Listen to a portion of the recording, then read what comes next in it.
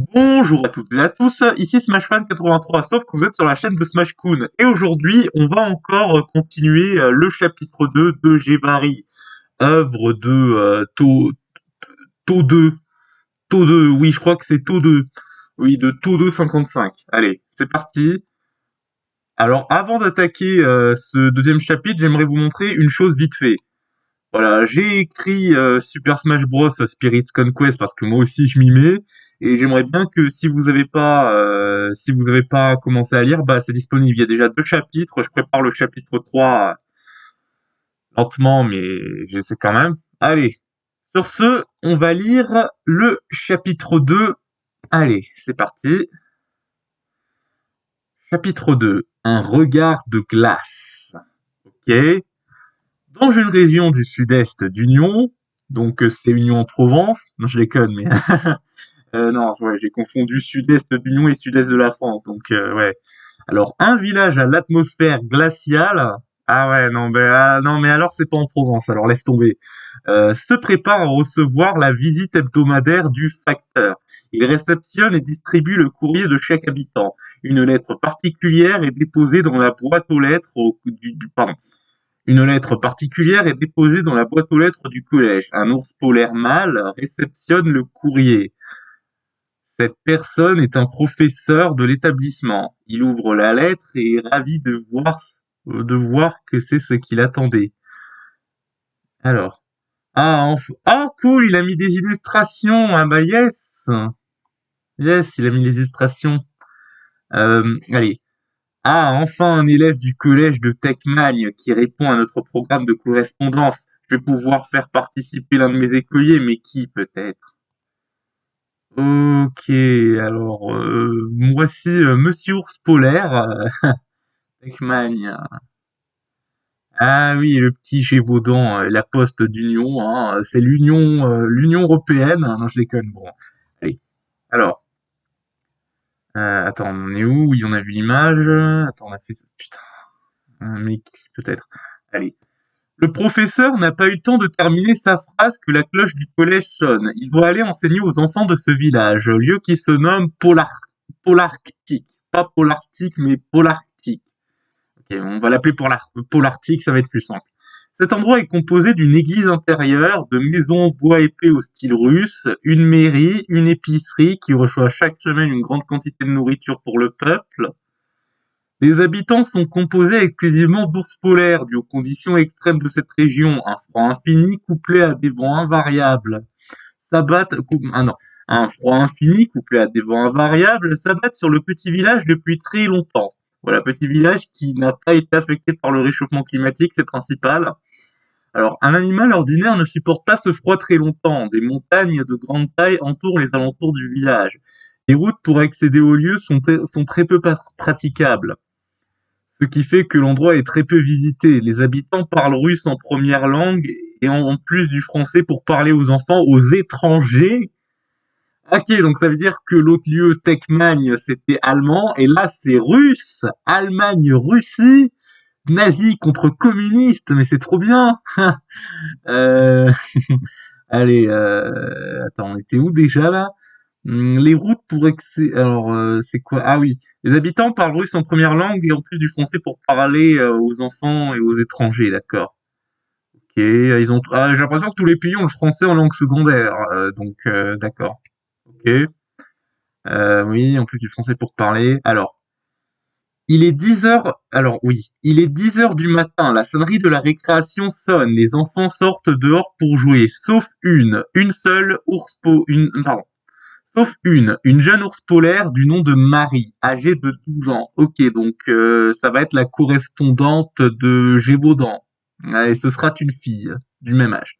Elle est habillée d'un pull bleu ciel et d'un pantalon bleu foncé. D'une nature blasée, elle semble vide d'émotion et ne veut avoir aucun contact avec personne. Les professeurs ont bien tenté de parler avec l'adolescente, mais elle est silencieuse, ou alors elle répond très brièvement. Elle reste concentrée sur seulement 2 choses, avoir des bonnes notes et des sculptures de glace. Ah oui, donc son obsession, c'est les bonnes notes et les sculptures de glace. D'accord. Ouais. Un personnage très Marie qui doit être aussi très introvertie, un peu comme Gévaudan, à voir. Sa passion lui tient tellement à cœur que ça en devient effrayant pour les personnes qui ont tenté de la connaître. Ils ont vite abandonné l'idée de l'aborder davantage à cause de son activité en plus des silences à répétition. Tous ceux qui ont subi un échec auprès d'elle pensent qu'elle déteste l'humanité et qu'elle risque de commettre un acte grave un jour ou l'autre. Le passe-temps de l'ours polaire est de courte durée. Une voix inconnue lui annonce une nouvelle depuis le haut-parleur. Mademoiselle Belair est demandée dans le bureau du directeur. Mademoiselle Belair, son professeur principal devrait l'accompagner, merci. Le magasin Auchan vous dit que Mademoiselle Belair est demandée dans le bureau du directeur. Madame Belair, son professeur principal devra l'accompagner, merci. Euh, Allez, plus sérieusement, le professeur, surpris par la nouvelle, prévient l'adolescente. Marie, prépare-toi, nous devons partir voir le directeur. Alors, la jeune Ursidée, qu'est-ce que Ursidée? Putain, je suis tellement inculte. Alors, un Ursidée, c'est quoi déjà? Ah, mais oui, mais c'est les ours, mais on l'avait vu la dernière... Ouais, on l'avait vu la dernière fois. Putain, mais je suis tellement inculte envers la zoologie là que. Allez, la jeune Ursidée se lève en silence tout en prenant soin de prendre ses sculptures de glace et suit l'enseignant. Non, pardon. La jeune Ursidée se lève en silence tout en prenant soin de prendre ses sculptures de glace et suit l'enseignant. Une fois sortis de la classe, ils traverseront le couloir. Plein d'enfants qui étaient dans ce long chemin. Des chuchotements se font entendre jusqu'aux oreilles de Marie. Regarde, c'est la folle dingue, je parie que le directeur l'appelle parce qu'elle est passée à l'acte. J'espère que le directeur va la renvoyer. J'en peux plus de la voir, celle-là. L'ours polaire a très bien entendu ces paroles blessantes, mais elle ne réagit pas, comme s'ils étaient entrés, puis ressortis de ses oreilles. Au bout de 3 minutes, ils arrivent au bureau du directeur. Le professeur toque en attendant la réponse du directeur. Pardon. Celui répond qu'il peut, pardon. Celui répond qu'ils peuvent entrer, ce qu'ils font de suite. La jeune fille voit que le dirlo a aussi convoqué le père et la mère de l'adolescente, ainsi que son petit frère. Ok, donc cette fois, elle a un petit frère, tandis que Gévaudan avait une petite sœur. Ouais, j'aime bien ce type de différence, donc elle est surprise, mais elle reprend vite son émotion normale. Le chef de l'école donne les ordres. Mademoiselle, veuillez vous asseoir. Professeur, veuillez rester ici. Une fois ceci fait, le dirigeant reprit. Mademoiselle Belair, si je vous ai convoquée ici, c'est à cause de votre comportement qui inquiète beaucoup l'ensemble du personnel de l'établissement et les élèves. Ils pensent tous que vous avez préparé un mauvais coup, un acte grave. Au début, je n'y ai pas cru, mais plus je vous ai observé, plus leurs a priori se sont avérés vrais. Ok. Les parents, choqués, commencent à protester. Notre fille n'est pas dangereuse. Le directeur tente de rassurer. Ne vous énervez pas, je ne dis pas que votre fille va commettre un acte, je dis juste que c'est inquiétant. Donc Marie, j'aimerais te poser une question. Pourquoi restes-tu silencieuse tout en faisant ces choses glacées? L'adolescente ne sort que L'adolescente ne sort que très peu de mots face au dirlo, comme si elle se sentait obligée à cause de la pression parentale et scolaire. Des sculptures de glace. Ah, et que représentent ces sculptures? Aucune réponse ne sort de la bouche de l'adolescente poilue. Le directeur retente la conversation. Marie, les sculptures de glace. L'oursonne polaire, sans prévenir, s'enfuit de la salle. Toute la salle est stupéfaite. Le chef de l'établissement est complètement déboussolé. Déboussolé, pardon. Excuse-moi. Alors, mais qu'est-ce qui lui est arrivé? Je lui ai juste demandé que représentaient ces sculptures de glace. Le professeur, qui attendait depuis tout le temps, répond. Monsieur le directeur, je pense que Marie est triste. Comment pouvez-vous en être sûr? Avant qu'elle n'ouvre la porte, j'ai vu son visage. Elle pleurait à chaudes larmes. Une simple question l'a fait pleurer. Je pense que c'est plus une accumulation de tout ce qu'elle a subi qui l'ont fait craquer. La question forcée n'était que la goutte d'eau qui a fait déborder le vase. Et elle subit quoi quotidiennement? Menaces d'expulsion, insultes, rejets, etc. Bref, tant de choses qu'un enfant ne devrait pas subir. Ce problème a l'air compliqué, même si on dit aux élèves d'arrêter ce comportement, il y en aura toujours un pour prendre la relève, comme s'ils avaient une sorte de rancune depuis un long moment. Je pense que c'est ça, mais le directeur de l'école primaire nous a rien dit à ce sujet, ni même ce qui aurait pu déclencher tout ça. Il faudrait lui demander des informations à ce sujet. Ok. Alors, à ce sujet, ouais, les parents de Marie. Alors, les parents de Marie, qui attendaient depuis un bon moment, posent une question. Monsieur le directeur, sans vouloir vous déranger, pourrions-nous aller chercher notre fille? Oh, bien sûr, j'ai failli oublier que cette pauvre ado s'était enfuie. On reparlera de cela plus tard, si vous le voulez. Pour le moment, Marie n'y reviendra pas au collège. Le temps, Marie n'y reviendra pas au collège. Je sais pas si c'est très français. À la place, je préfère Marie ne reviendra pas au collège. Ok. Le temps que Marie ne reviendra pas au collège, le temps que les tensions s'apaisent. Par contre, elle devra faire les devoirs que son professeur principal lui donnera. Monsieur le professeur, avez-vous des devoirs pour Marie?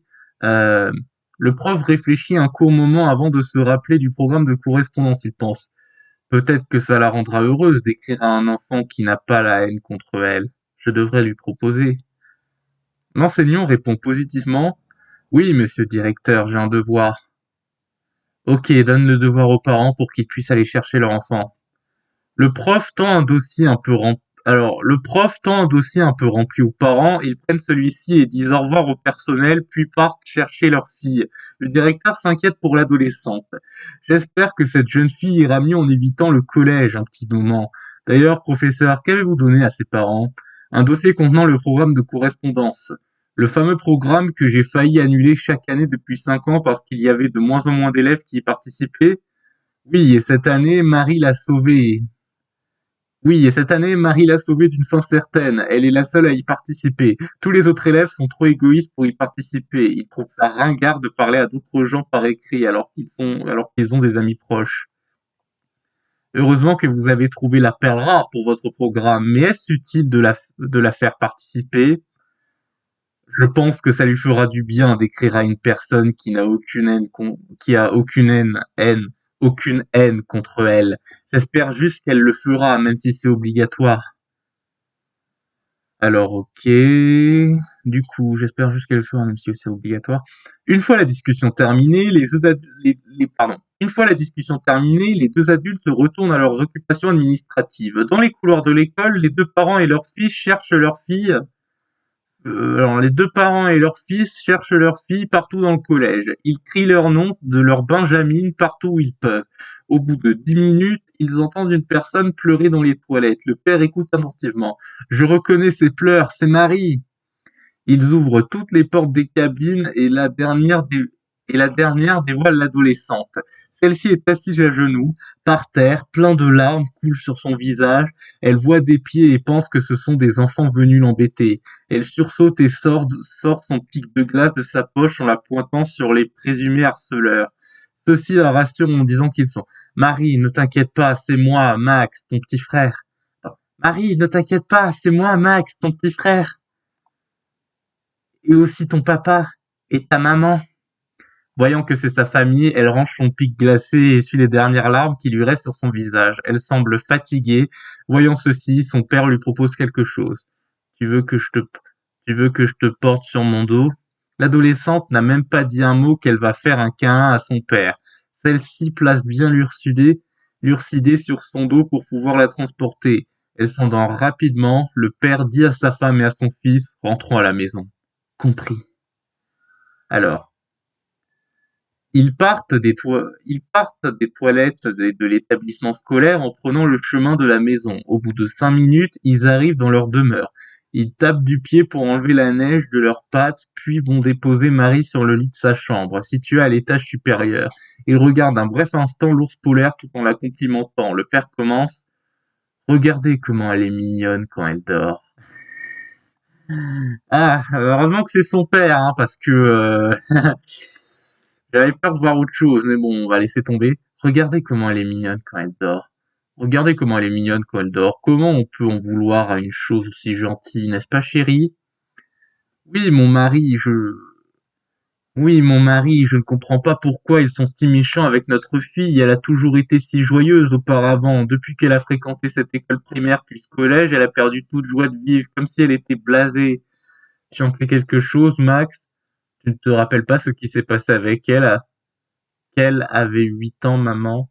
Ah, le petit frère, tu ne te rappelles pas ce qui s'est passé quand elle avait... Ah oui, tu ne te rappelles pas ce qui s'est passé quand elle avait 8 ans, maman? Comment ça, mon fils? Mère, quand elle a commencé à s'intéresser aux sculptures de glace. Ah oui, je me souviens maintenant, je l'avais oublié et j'aurais préféré continuer à oublier, n'est-ce pas, mon mari? Oh que oui, cette maudite année. Ok. Ce passage se passe 4 ans en arrière. La jeune fille venait tout juste de rentrer en classe de CE2 pour que les enfants puissent découvrir différents métiers. Des adultes sont venus montrer leur travail. Marie n'était pas vraiment intéressée, mais un homme très âgé nommé Monsieur Glacourt, on va l'appeler Glacourt. Voilà, ça fait français, attire son attention.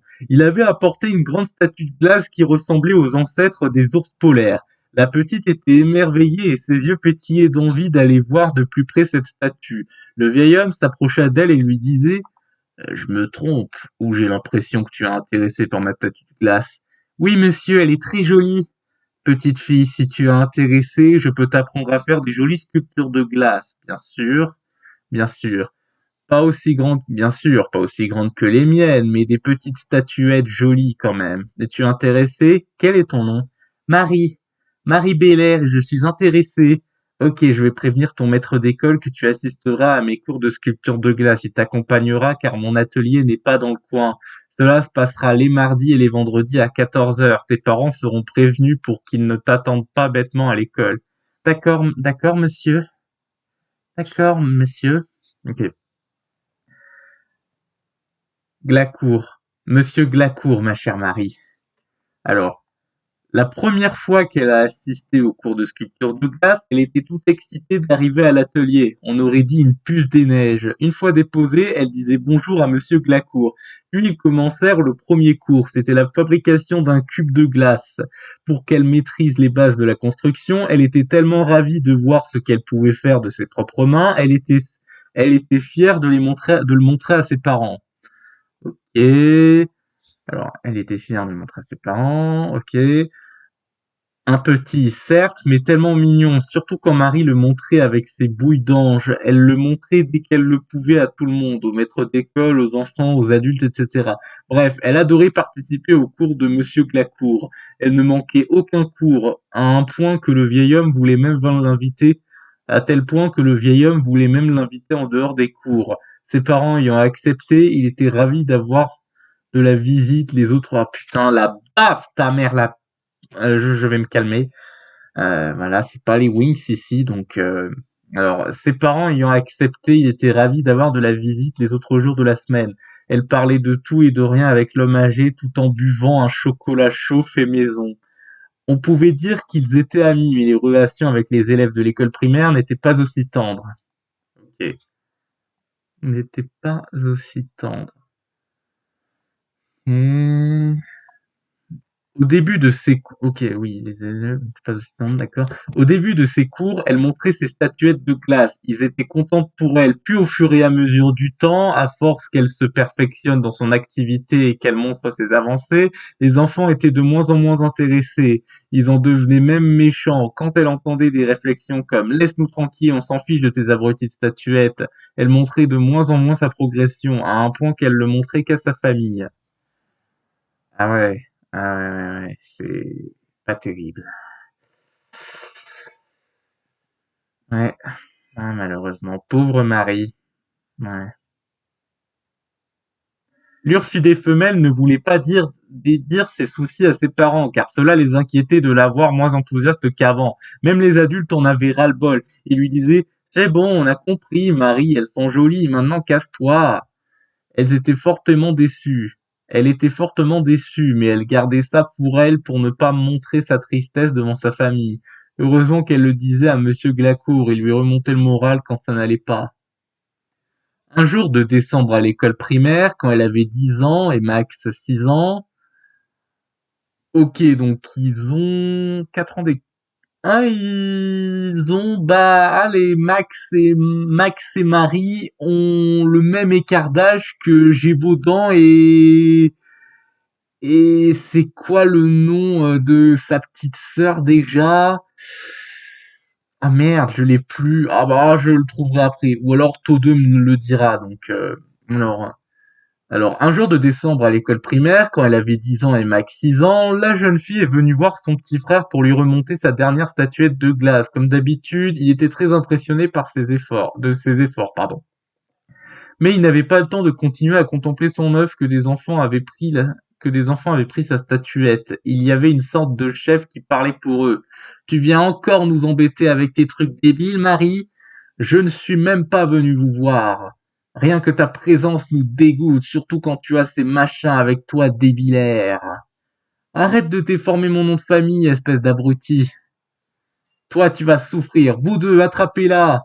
Alors, la caïd, ok, donc vous deux, attrapez-la. La caïd envoyait les deux idiots sur Marie pour l'attraper. Elle ne se laissait pas faire en donnant des coups là où elle pouvait sur les deux enfants. Mais le chef l'avait pris par surprise en la frappant et elle était tombée par terre. Les deux enfants en profitèrent pour l'attraper. Le chef, quant à lui, profitait de la situation pour se défouler sur elle avec une série de coups de poing et de pattes. Le petit frère tentait de la sauver, mais le chef l'avait maîtrisé en le mettant à terre. Il le retenait avec sa patte droite en me donnant de temps en temps un coup de patte. Il ne pouvait plus rien faire pour l'aider, elle se faisait taper devant mes yeux. Des bleus apparaissaient sur son visage, le cadet voyait des adultes au loin, qui ont vu la scène, mais ils n'étaient pas intervenus, comme s'ils étaient heureux de la voir souffrir. Ils étaient désespérés en pensant qu'ils allaient perdre sa grande sœur, surtout quand ils voyaient du sang couler de sa truffe. Ah ouais, ah ouais, d'accord. Ah, c'est violent, ouais. Enfin, moi, Watch Dogs 2, auquel je joue l'après-midi, mais bon, ça, c'est une autre histoire. Donc, ça, c'est sur PS4. Là, c'est sur Wattpad. Donc, euh,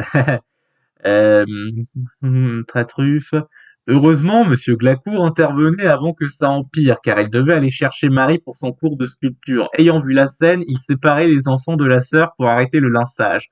Bizarrement, les adultes intervenaient que maintenant, non pas pour disputer les enfants, mais pour dire à Monsieur Glacourt de se mêler de ses affaires. Ah ouais, le peuple est si odieux que ça envers des enfants? C'est horrible, hein. Il était fou de rage en disant que c'était une honte de voir des adultes adhérer à la violence scolaire.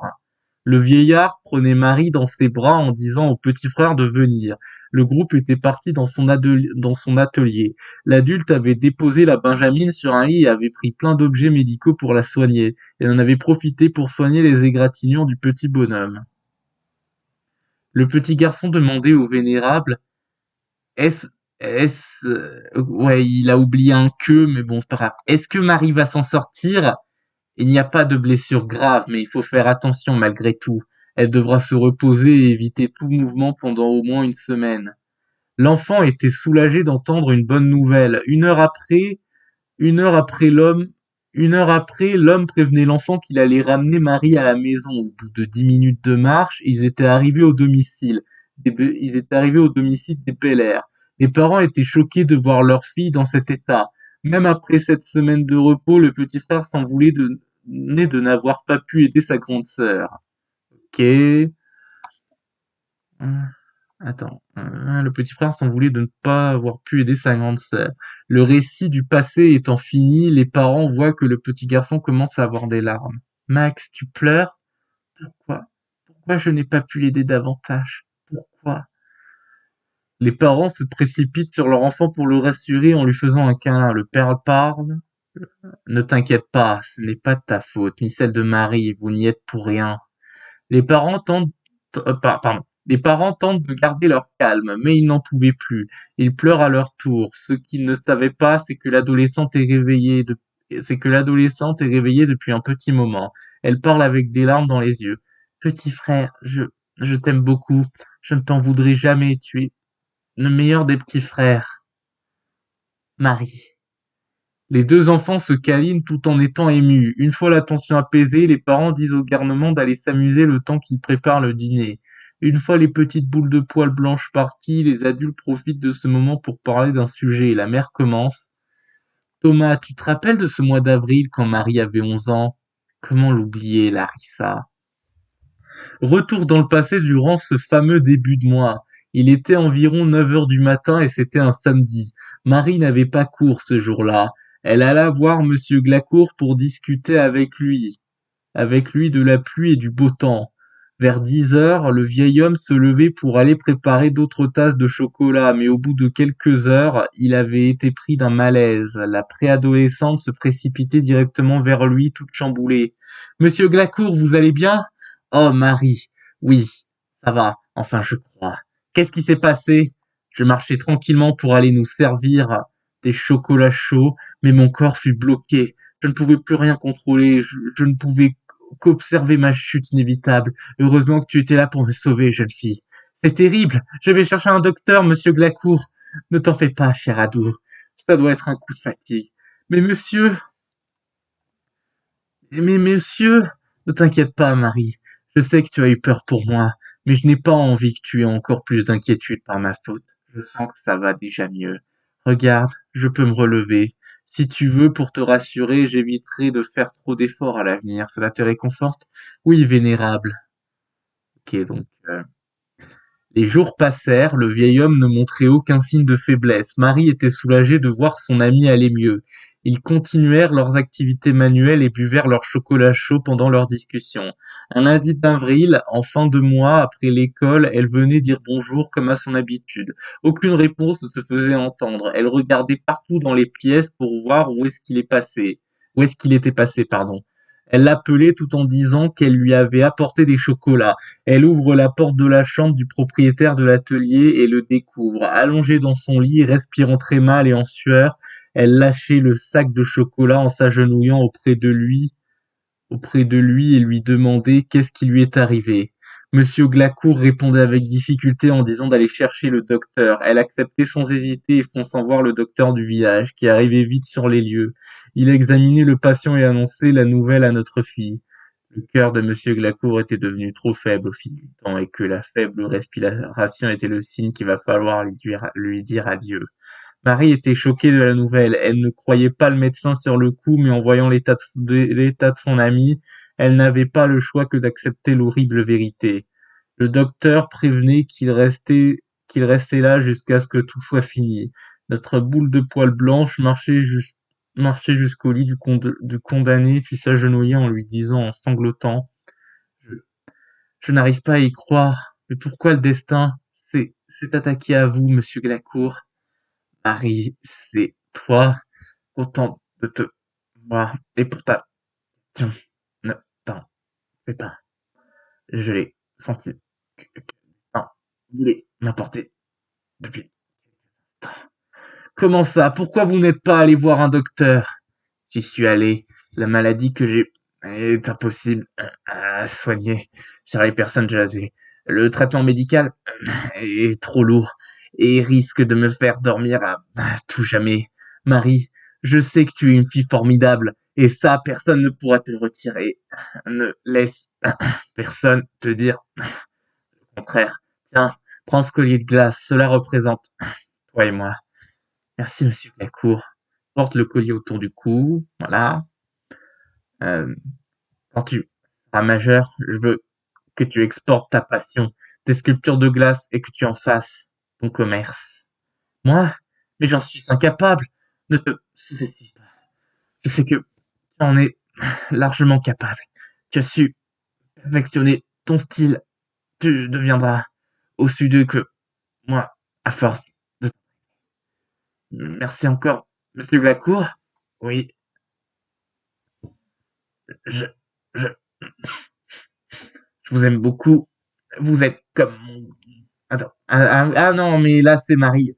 Je, je, je vous aime beaucoup. Vous êtes comme mon grand-père. Je ne veux pas vous quitter. Vous comptez beaucoup pour moi.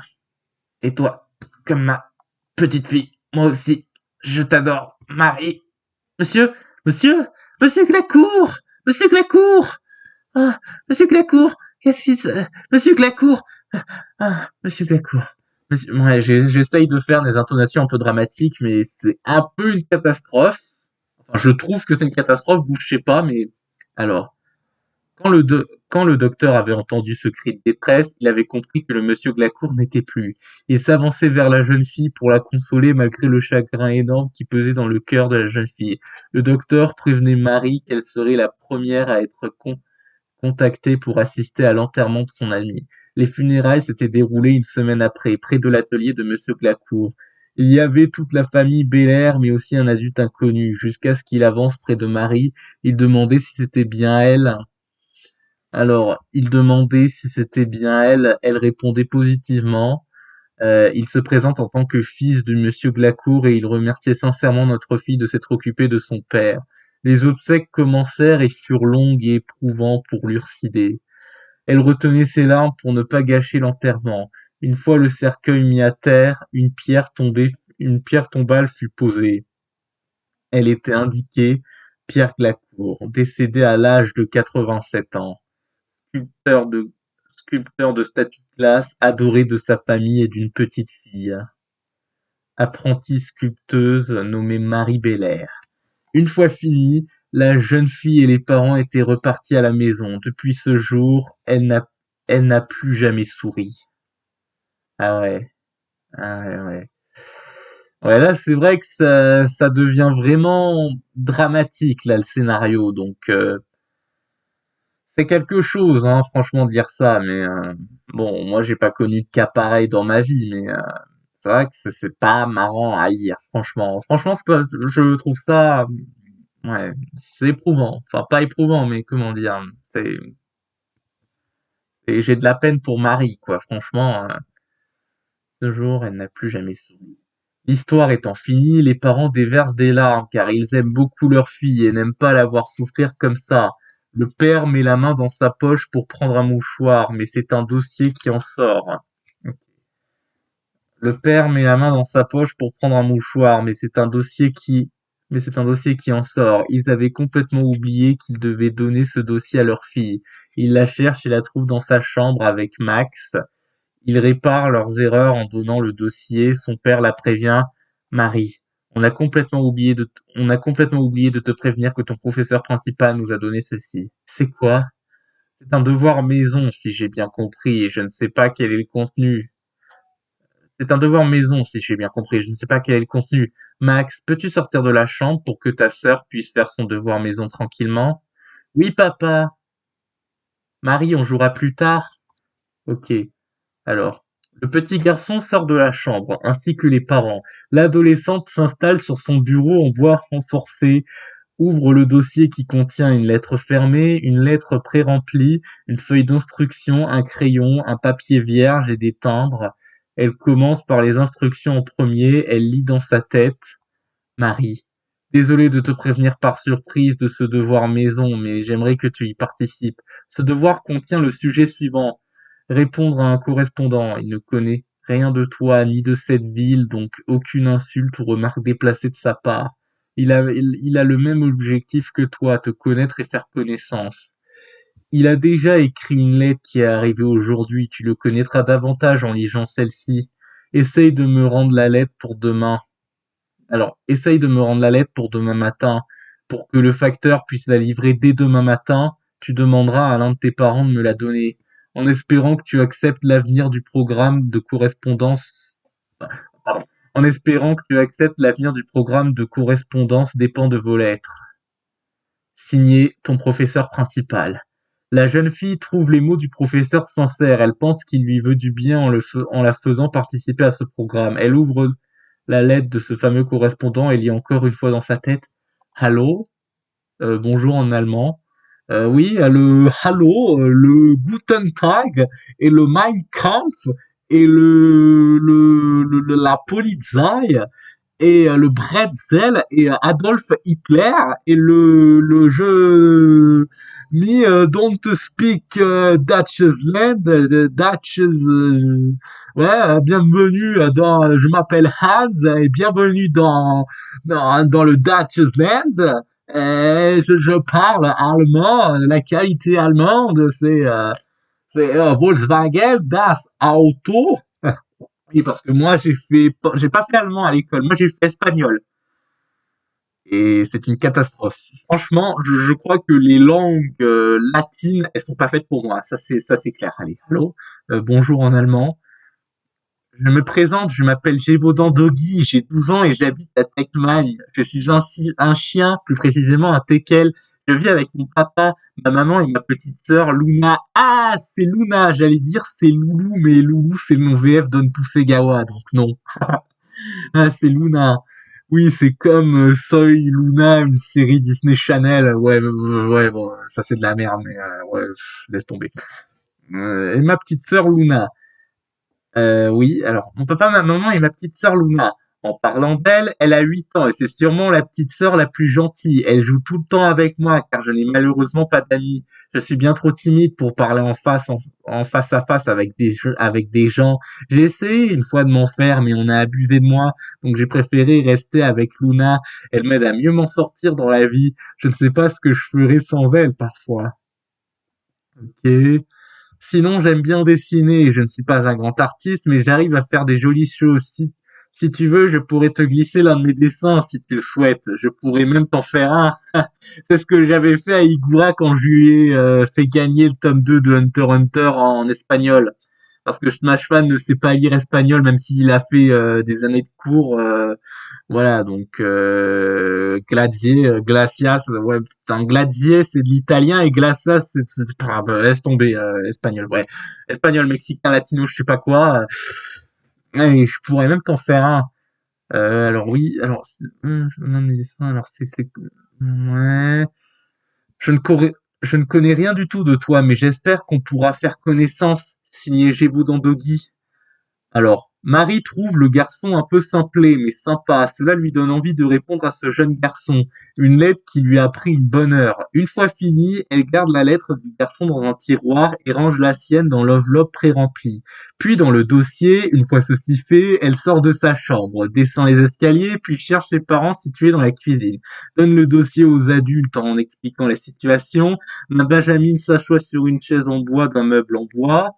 Le cadet est situé à côté d'elle, les parents côte à côte. Le repas est composé de hachis parmentier. Alors les hachis parmentier sont bons. Enfin, quand ils sont faits maison. Moi, j'ai déjà goûté des hachis parmentier industriels, c'est de la merde. Eh, allez. Une fois le dîner englouti, les enfants retournent jouer pendant que les parents font la vaisselle. Vers 20h30, Max doit aller se coucher dans sa chambre, située à gauche. La chambre de Marie étant située à droite. Une fois le petit parti, l'adolescente en profite pour continuer ses projets personnels, dont un qui lui tient à cœur depuis un bon moment. Le lendemain matin, la grande sœur dort toujours, car elle ne va pas... Bave de merde. Putain. Ah, juste à la fin, quoi. C'est nickel. Voilà, il y a toujours de la bave. Toujours de la bave de merde. Ça, c'est parce que je parle trop fort. Moi, je suis obligé de parler trop fort parce que... pas parce que je veux garder mon anonymat et je vais pas révéler ma tête. C'est bon, il est beau mon masque de Ichigo Kurosaki de Bleach. Alors je sais que Bleach, bon bah sa fin elle est un peu merdique, mais qu'est-ce que tu veux? Tout le monde connaît Bleach là, merde. Justement, je vais pas te chanter Bleach non plus, mais voilà quoi. Alors, le lendemain matin, la grande sœur dort toujours car elle ne va pas au collège aujourd'hui. Les parents déposent Max à l'école primaire, puis vont au collège de Marie pour donner le dossier au professeur. Il les remercie, puis va déposer la lettre dans une boîte aux lettres. Lettre qui mettra aussi 3 jours à arriver à Techman. Ok, donc ça mettra 3 jours. Donc, allez, c'est terminé. C'était un chapitre qui était tout aussi sympa que le premier, qui était vraiment rude, mais franchement très intéressant. Hein. Franchement, toi qui dis qu'il y a un trouble de l'attention, pardon, je trouve que c'est bien écrit. Hein. Je pense que tu t'arrives mieux à écrire les drames que moi, parce que bon, moi, est-ce que j'ai prévu de faire mourir des personnages dans mes œuvres? Moi, je crois pas. Hein. Enfin, si, il y a une histoire de mort si vous avez lu le chapitre 2, mais je le raconterai pas plus pour ceux, bon, je pense que vous le connaissez déjà si vous avez déjà lu le chapitre 2 de Spirit's Conquest, mais voilà, quoi, c'est à propos un personnage blond qui est allemand, et voilà. Voilà, bon, bah, j'en dirai pas plus. Allez, sur ce, c'était Smash Fan 83 sur la chaîne de Smash Kun, et à la prochaine. Je sais pas ce que je fais avec mes mains en fait. Je suis tellement peu expressif des mains dans la vie réelle que voilà. Et à la prochaine pour une nouvelle lecture ou une nouvelle vidéo sur les Wings. Mais bon, flemme de faire les Wings, franchement. Bon allez, à plus.